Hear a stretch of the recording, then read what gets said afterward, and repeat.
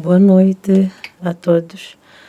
Sejam bem-vindos a mais uma pregação, uma palavra do Senhor. Hoje eu trago uma palavra inspirada pelo Senhor, sempre inspirada pelo Senhor, cada coisa que aqui trago.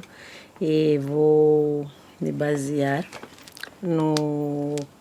em livro de Isaías, capítulo 54, que fala sobre os últimos dias, não é? O Senhor traz-me... Ele vem tocando já faz algum tempo, já faz um certo tempo que ele vem me trazendo esta palavra. Por acaso trouxe-me no ano passado, princípio do ano passado, mas agora ele voltou a trazer-me novamente esta palavra, que ele vem ministrando no meu coração faz tempo. Foi a resposta em algo que eu esperei por um tempo e hoje ele traz, não só para mim, mas traz novamente esta palavra para que eu também traga para os outros filhos do Senhor, que ele fala sobre nos últimos dias, não é? Sião, não é? Sião e suas estacas serão estabelecidas, e Israel será recolhida com misericórdia e compaixão, e Israel triunfará. Então eu vou ler um pouco da palavra para poder ver essa interação, para poder entender melhor do que ele traz aqui para os seus filhos. Então, no versículo 1 do capítulo 54 de Isaías, livro de Isaías, diz: Canta alegremente, ó estéril, que não desta luz. Exclama de prazer com alegre canto e exulta, tu que não tiveste dores de parto, porque mais são os filhos da solitária do que os filhos da casada. Diz o Senhor: alarga o lugar da tua tenda e as cortinas das tuas habitações se estendam, não o impeças. Alonga as suas cordas e afixa bem as tuas estacas, porque brotarás a mão direita e a esquerda, e a tua semente possuirá as nações e fará habitar as cidades assoladas. Não temas, porque não serás envergonhada, e não te envergonhes, porque não serás humilhada. Antes te esquecerás da vergonha da tua mocidade, e não te lembrarás mais do opróbrio da tua viuvez. Porque o teu Criador é o teu marido, o Senhor dos exércitos é o seu nome, e o Santo de Israel é o teu Redentor. Será chamado o Deus de toda a terra. Porque o Senhor te chamou como mulher desamparada e triste de espírito. Contudo, tu és a mulher da mocidade. Ainda que foste desprezada, diz o teu Deus, por um pequeno momento te deixei, porém, com grandes misericórdias te recolherei. No ímpeto de ira, escondi a minha face de ti.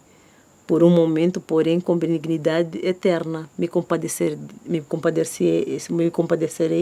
de ti, diz o Senhor, o teu Redentor. Porque isto será para mim como as águas de Noé.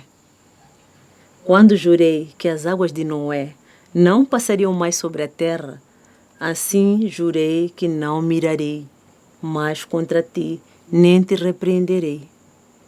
Porque os montes se moverão e os outeiros tremerão, porém a minha benignidade não se desviará de ti. E o convênio da minha paz não mudará, diz o Senhor, que se compadece de ti. Tu, oprimida, arrojada com a tormenta e desconsolada, és que com todo ornamento, e te fundarei sobre as safiras, e as tuas janelas farei cristalinas, e as tuas portas de rubis, e todos os teus termos de pedras aprazíveis. E todos os teus filhos serão ensinados do Senhor, e a paz dos teus filhos será abundante. Com justiça serás estabelecida, estarás longe da opressão, porque já não temerás, como também do terror, porque não chegará a ti. Eis que certamente se juntará contra ti, eis que certamente se juntarão contra ti. Porém, de minha parte, quem se ajuntar contra ti, cairá por causa de ti. Eis que eu criei o ferreiro, que assopra as brasas no fogo e que produz a ferramenta para a sua obra. Também eu criei o assolador para destruir. Toda a ferramenta preparada contra ti não prosperará, e toda a língua que se levantar contra ti em juízo, tu a condenarás. Essa é a herança dos servos do Senhor, e a sua justiça vem de mim, diz o Senhor. Acabei lendo todo o capítulo, porque era necessário que eu lesse realmente o capítulo inteiro para poder depois haver esse entendimento, não é? Porque alguns textos nós podemos ler apenas uma parte, duas partes, mas há textos que são necessários mesmo, que o Senhor exige que seja lido por completo, quando a mensagem também é vinda por completo. Por mais que toda a mensagem venha assim por completo, mas esta era necessário ser lida por inteiro. Então o Senhor está dizendo, vou desprafasear aqui alguns versículos.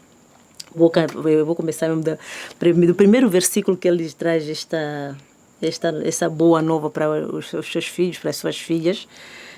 Essa palavra ele trouxe para mim também como uma filha no ano passado, e até hoje eu vivo desta palavra dia após dia. Ele diz assim: canta alegremente o estéril, que não desta luz. Exclama de prazer com alegre canto. E exulta tu que não tiveste dores de parto, porque mais são os filhos da solitária do que os filhos da casada, diz o Senhor. Alarga o lugar da tua tenda, e as cortinas das tuas habitações se estendam, não os impeças. Alonga as tuas cordas e afixa bem as suas estacas, porque botarás a mão direita e a esquerda, e a tua semente possuirá as nações e fará habitar as cidades assoladas. Não temas, porque não serás envergonhada, e não te envergonhes, porque não serás humilhada. Antes te esquecerás da vergonha da tua mocidade, e não te lembrarás mais do opróbrio da tua viuvez. O Senhor está dizendo, neste momento, aquela toda mulher. Nós acompanhamos várias histórias no livro mesmo, na Bíblia Sagrada, né? Vou dar um exemplo da história da mãe Sara, né? Agora é Sara, e da mãe Ana, da Rebeca. Todas essas mulheres foram estéreis, não é? Elas eram estéreis, elas não concebiam, até um certo ponto, um certo momento, não conceberam, foram mulheres que não conceberam, e o Senhor é que Ele traz, sendo estéril, elas não podiam ter filhos, né? O ventre delas, a madre delas, era uma madre seca, não é? Sem frutos. Então o Senhor, o que está aqui a trazer, que eu traga também a vocês, não é só para as mulheres estéreis, mas para toda aquela mulher que por algum momento passou por algum sofrimento e teve uma caminhada sofrida, não é? Mas eu, quando digo essa caminhada sofrida, é uma caminhada sofrida com o Senhor adiante, com o Senhor diante dela. Então, toda esta mulher estéril, que muitas vezes a sociedade pode apontar que não concebe, não produz frutos no ventre dela, entenda uma coisa: quando o Senhor falou para a mãe Sara que ela seria mãe, ou falou para o Abraão, né, que ele seria pai, e apesar de ele ser avançado da idade, e assim também como Ana e o Elcana, né? A Ana, sim, que também era uma mulher com a madre seca, né? Sem frutos. O Senhor deu uma promessa a essas mulheres estéreis, porque quando ele chegou e disse que a Sara seria mãe, não é? Seria mãe, não seria mãe de um só filho, não é? Só do Isaac. Ele disse, prometeu ao pai Abraão que ela seria mãe e seriam pais, né? De nações. Tanto que mandou contar os graus da areia da praia. Se nós formos a contar os graus da areia da praia, vamos ver que é impossível contar os graus da areia da praia. Por que é impossível? Porque são vários graus. Então, nenhum de nós tem a capacidade de contar os graus da areia da praia. Por isso é que chamamos de nações. E a Sara, sendo uma mulher estéril, ela, por um tempo, pode ter sido uma mulher também meio amargurada. A Bíblia não revela isso, não é? Mas sendo parecido com a Ana, que tornou-se uma mulher meio amargurada por um tempo, por ser estéril, porque tinha outra do lado, que era a Pepina, não é? A sua, digamos assim, para o nosso normal de falar do mundo, a sua adversária, a sua rival, não é? A outra mulher do marido, a concubina, assim como posso explicar. Ela... Vamos perceber que a Sara, a Ana tiveram histórias muito parecidas, né? As duas mulheres estéreis. As duas passaram por adversárias, não é? A outra do marido. A Sara tinha Agar, não é? Que foi a mãe do Ismael. E a Ana tinha a Pepina, que foi a mãe dos outros filhos do Elcano. Então, elas duas tiveram histórias, foram em tempos diferentes, não é? Mas são todos da casa da promessa. E as mulheres estéreis não são. A mulher estéril é aquela que não concebe, não é? Que não produz frutos, que não tem filhos. Então, sendo estéril, a mulher não concebe. Mas o Senhor diz que ainda que esperes por tanto tempo, ou seja, estéril, eu farei com que tu concebas.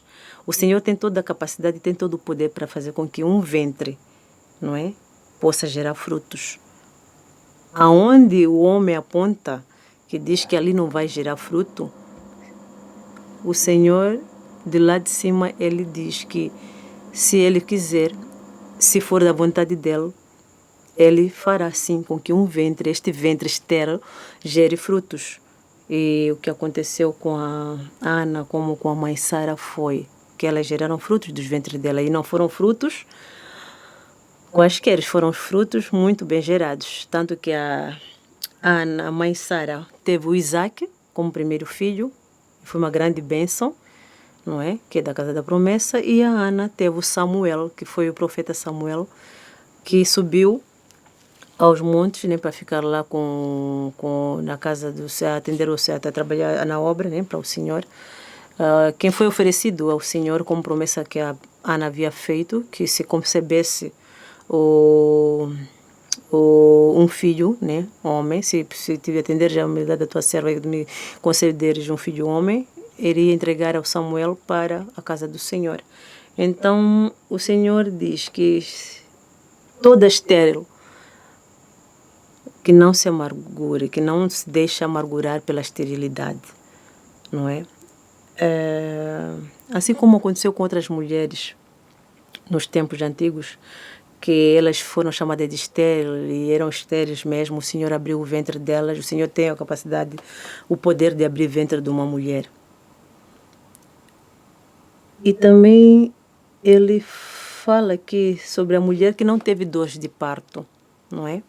O Senhor sempre consegue arranjar um jeito para que possa se conceder ou conceber uma criança ou um fruto. Nem toda mulher vai ter exatamente a dor de parto, não é?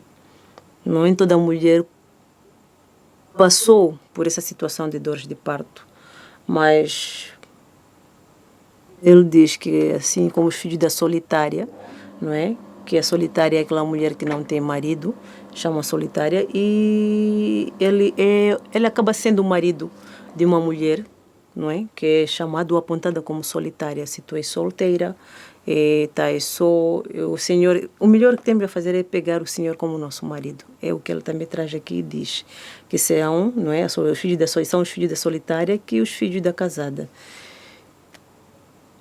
É isso que ele diz, sim. Tu que não tiveste dores de parto, porque mais são os filhos da solitária do que os filhos da casada, diz o Senhor. E ele volta a falar sobre alargar as estacas. Eu vou introduzir aqui mais uma parte que está no livro de Mormon, não é? No livro de Mormon, no Outro Testamento de Jesus Cristo.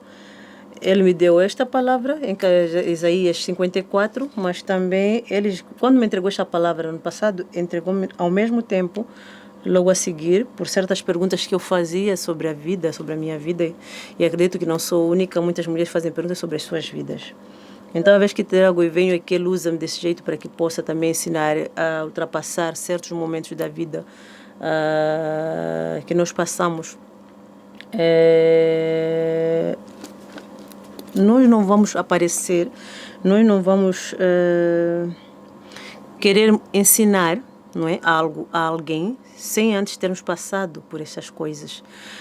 Por um momento o Senhor, Ele coloca-nos num deserto. Esse deserto que nos é colocado, tanto mulheres como homens, é um deserto onde nós vamos aprender.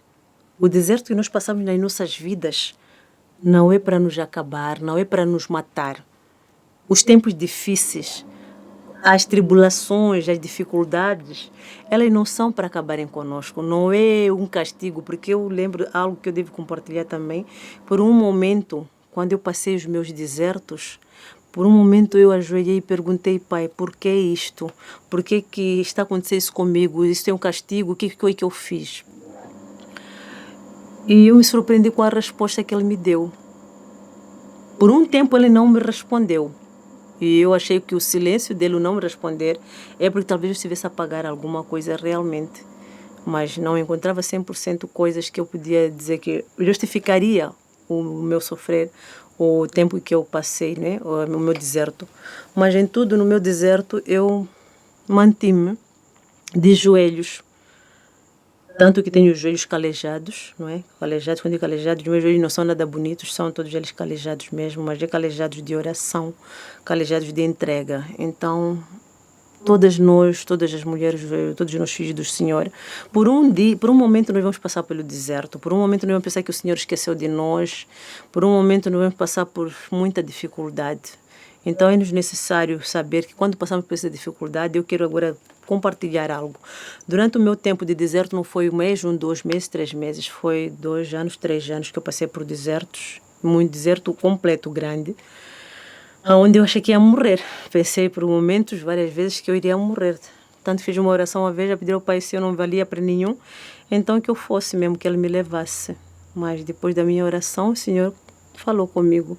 E eu fui perceber que o meu deserto, hoje eu percebo que o meu deserto que eu passei, ele não era para me acabar, não era para terminar comigo. O meu deserto era para aprender. Era para aprender mais daquilo que Ele tinha comigo, não é? Cada filho do Senhor que passa por deserto, muitas vezes no deserto, vamos ver nós temos que ter uma coisa dentro de nós, nas nossas vidas, que é tentarmos pegar a obra, a vida dos profetas, né, antigos, o pai Abraão, José, Jeremias, Isaías, no Joseph Smith, eu identifico muito com ele, e tantos outros, né? E há tantas mulheres também que o Senhor chamou. Nós temos que nos tentar identificar, algumas vezes tentarmos procurar nós mesmos, porque tentamos procurar os profetas em nós mesmos, tentamos procurar a situação, a vida dos profetas nas nossas vidas, no nosso ser. Se conseguirmos encontrar 1, 2, 3 profetas, já é muito bom. Por quê? Porque os profetas foram pessoas que foram usadas, foram pessoas chamadas por Deus, diretamente chamadas por Deus, não é? Não foi consultando este e aquele, mas diretamente chamadas por Deus, para poder exercer um certo papel na obra do Senhor.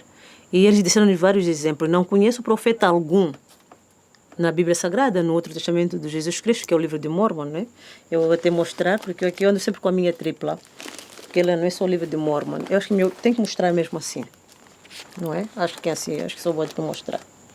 É isto. O livro de Mormon é este de cima, aqui esses são outros. Então, eu vou só mostrar um pouquinho. Então, o livro de Mormon, vamos ver que tá na Bíblia Sagrada e no livro de Mormon nós temos os profetas, não é? Que passaram por situações muito pesadas. A história de Jesus Cristo, só falar dos profetas, a maneira como eles viviam, o que eles enfrentavam dia após dia, os discípulos de Jesus, o que passaram, não é? Tanto, eu lembro sempre do Paulo e Silas, o que tiveram que passar por carregar o nome de Jesus Cristo na frente, por não negar a Jesus Cristo. Então, todo aquele que realmente anda com Jesus Cristo na frente e em momento algum nega-o, este tem que saber que muita coisa ainda vai ter que passar, vai ter que enfrentar.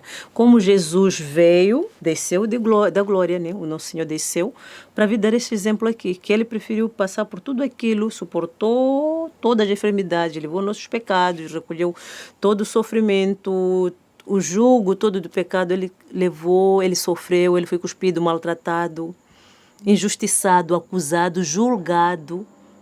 Praticamente ele passou por tanta coisa, mas o que ele passou era por uma única razão. O que Jesus passou foi por amor a nós, por amor a mim, por amor a ti, por amor a todos nós. Jesus Cristo passou por isso. Os discípulos de Jesus também, por um momento, passaram tudo isto por amor ao Senhor, não é? Foi assim. E nós também temos que ser exemplos do mesmo jeito que devemos passar. E vamos passar e sabermos como passar.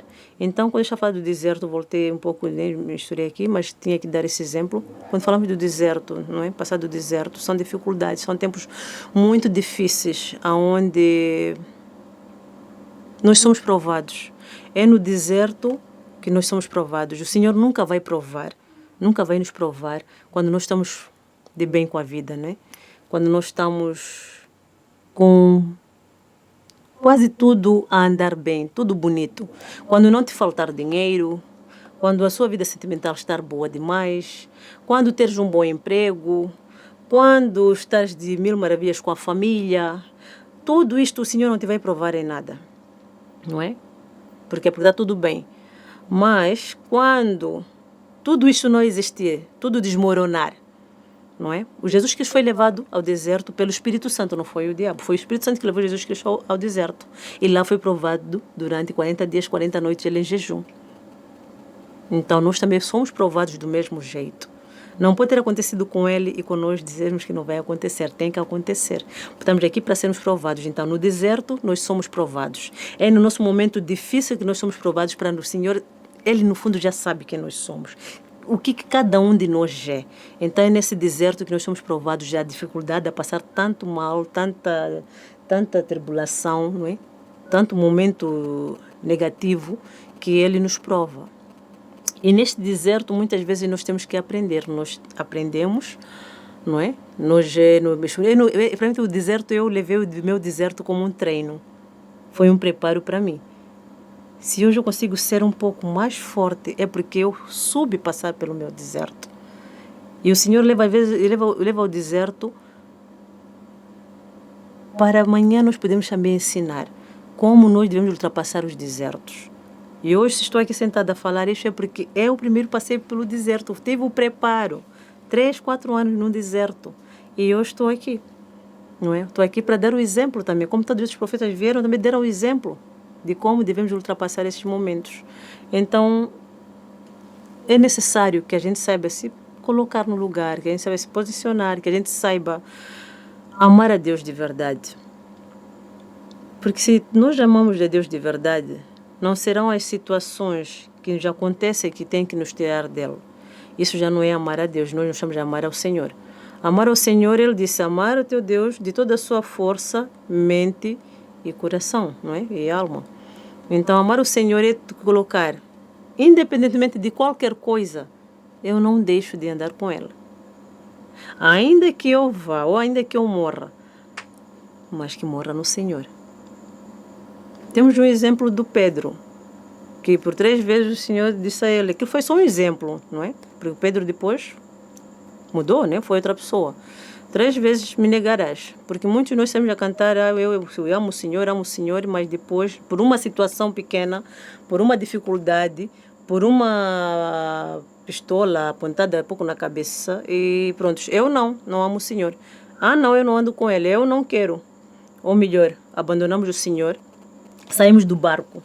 Sabemos que todo o tempo Jesus está ali no barco, mas porque hoje não estamos bem, temos que passar alguma dificuldade, ou temos que passar por alguma dificuldade, saímos do barco do Senhor e vamos para outros caminhos. É aquilo que diz em Deuteronômio 28. Acabamos adorando os outros deuses. Que o Deuteronômio 14 é isso, 28, 14. Versículo 14 fala sobre isso, para que não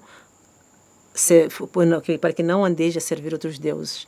Então muitos deixam de servir a Jesus Cristo, não é? Ao Deus vivo, ao Deus verdadeiro, que é o Deus de Israel, para adorar outros deuses, porque os outros deuses são dinheiro, são facilidades que o inimigo coloca na nossa frente, que às vezes não vamos esperar, que vamos a um caminho mais longo, podemos estar aqui na curva, há atalhos, então esses atalhos não são bons. Eu vou falar onde eu tinha parado, não é? Estava a dar os exemplos aqui, sobre o despertar que ele traz, mas conciliando com o livro de Mormon, não é? Que é adicional à Bíblia Sagrada, que o Senhor diz: e desperta e levanta-te do pó, ó Jerusalém. Sim, e veste-te com teus vestidos formosos, ó filha de Sião, e fortalece tuas estacas, e alarga as tuas fronteiras, para sempre, a fim de que já não sejas confundida, para que se cumpram os convênios que o Pai Eterno fez contigo, ó casa de Israel. Sim, vinde a Cristo e sedes aperfeiçoados nele, e negai-vos a toda a iniquidade. E se vos negardes a toda a iniquidade e amardes a Deus com todo o vosso poder, mente e força, então sua graça vos será suficiente. E por sua graça podeis ser perfeitos em Cristo, e se pela graça de Deus fores perfeitos em Cristo, não podereis de modo algum negar o poder de Deus. E novamente, se pela graça de Deus fordes perfeitos em Cristo e não negardes o seu poder, então sereis santificados em Cristo. Pela graça de Deus, por meio do derramamento do sangue de Cristo, que está no convênio do Pai para a remissão de vossos pecados, a fim de que vos torneis santos sem mácula.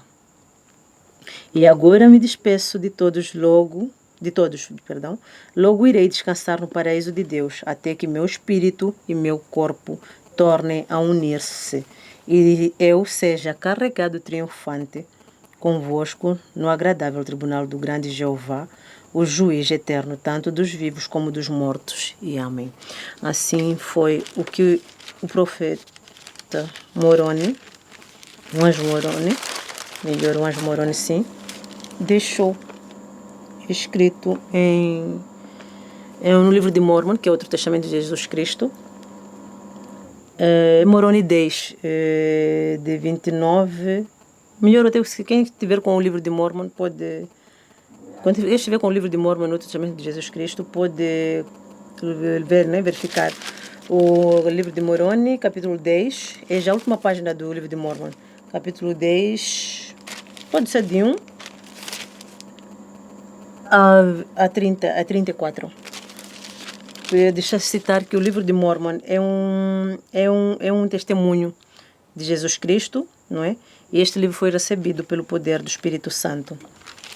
Então, vou desprafasear rapidamente sobre esse despertar que o Senhor nos chama, que levanta-te do pó, Jerusalém, sim, e veste-te com teus vestidos formosos, ó filha de Sião, e fortaleça as tuas estacas, alarga as tuas fronteiras, para sempre, a fim de que já não sejas confundida, para que se cumpram os convênios que o teu pai fez contigo, a casa de Israel.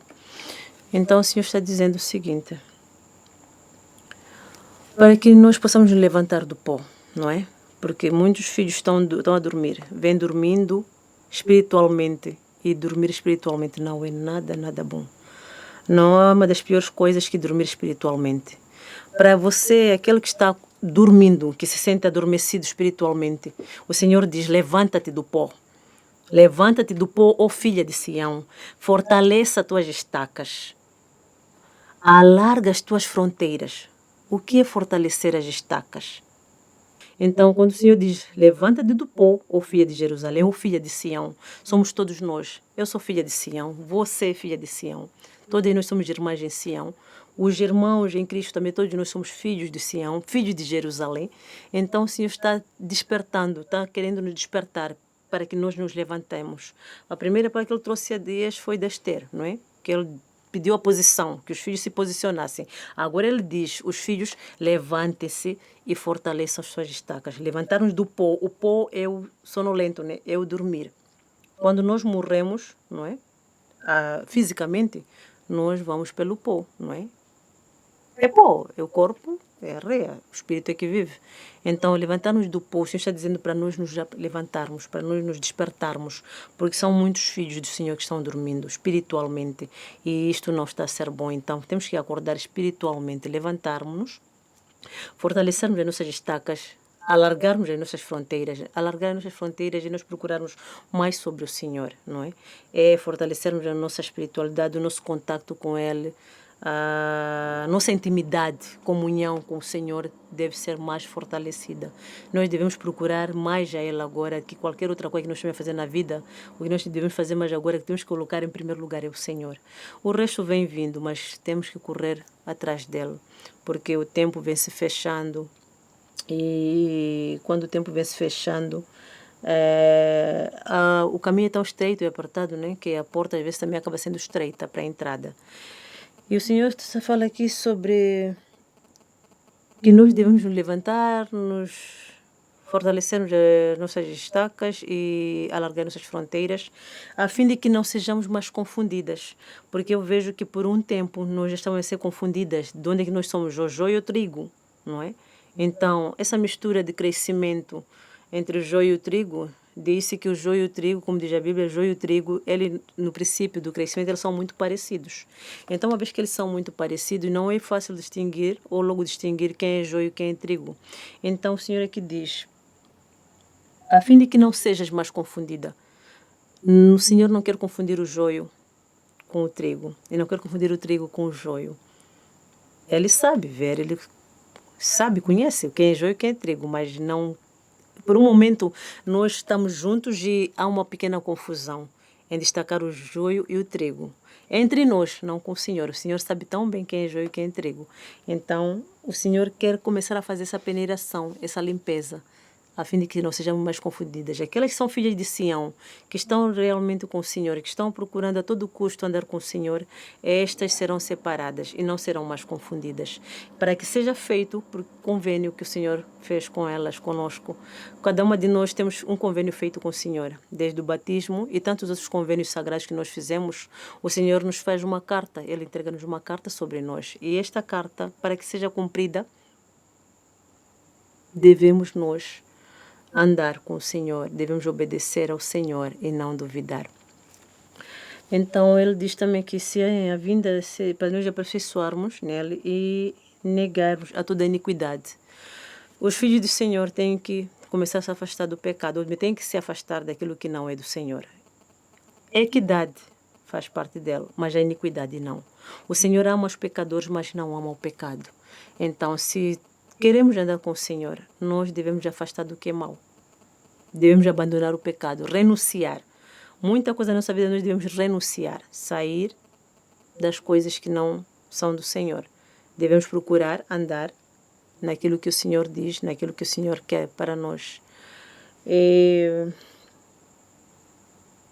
Ele ainda cita aqui que se fordes perfeitos em Cristo, não podereis de modo algum negar o poder de Deus. Ele nos exorta para que possamos lutar para a perfeição. Assim como diz o Salmo 23, o Senhor é meu pastor e nada me faltará. Então, dedica-te primeiro às obras do Senhor, dedica-te às coisas celestiais, esqueça um pouco do mundo. Não levem a situação atual como o final de tudo, não é final ainda não, mas está próximo. Então, Ele fará com que as tuas janelas, como ele disse aqui, fará das tuas janelas como safiras. Nós temos que rubis, ele faz uma comparação, usou aqui uma palavra de comparação, de safiras, rubis, não é? E pedras aprazíveis. Sabemos que tudo isso são coisas muito caras, coisas muito com muito brilho. Então, se ele faz a tua janela de safiras, Ele fala da ornamentação, ele vê todo o ornamento da tua casa com pedras aprazíveis, safiras, né? E te fundará pelas safiras e pelas as suas janelas falam de cristalinas. Que sabem o que é o cristalino, né? É algo como se fosse algo cristalino, é algo tão valioso, tão poderoso, não é? Tão brilhante, tão convidativo ao mesmo tempo, que ele promete às suas filhas isto, às suas esposas, às suas mulheres, né? Que ele fará das janelas como safiras, fará das janelas como cristalinas e fundará sobre as safiras. Então, tudo isso ele promete que o Senhor é capaz de mudar a tua história. O Senhor muda aquilo que o mundo vê como perdido, como fim, mas aos olhos dele ele diz que não, o decreto do Senhor ainda não terminou, ele já decretou antes, mas o decreto dele é completamente diferente, não é? O decreto dele é algo que foge do racional, do que nós vemos aqui agora neste momento no mundo. O decreto do Senhor é algo valioso, é algo de poder, porque o Senhor tem poder para todas as coisas, ele tem poder de mudar a tua história, ele tem o poder de mudar a tua situação atual. Assim como ele fez na vida de José do Egito. Em 24 horas ele mudou a situação do escravo ao governador. Assim como tu estás aí agora. Quem está no chão, ele consegue. O Senhor levanta. Ele levanta de dia para a noite também. Não temas em pegar a mão dele. Não te acanhes a dizer que é aqui o meu fim, porque este não é o teu fim, não. O teu fim não está aqui. O teu fim está nas mãos de Deus. Se tu abraçares e segurares a Ele, o teu ventre ainda irá conceber ainda um filho, assim como a Ana, como a mãe Sara, a Rebeca, não é? Todas elas conceberam. E é algo que eu quero compartilhar aqui, é sabermos nos levantar e posicionar. Esse tema de posição vem sempre ele falando muito sobre isto. Vamos falar do Davi. Vou dar só um exemplo. O rei Davi. O rei Davi era filho do Jessé, não é? Bom, sabemos que o Jessé era filho de Boaz e da Rute, não é?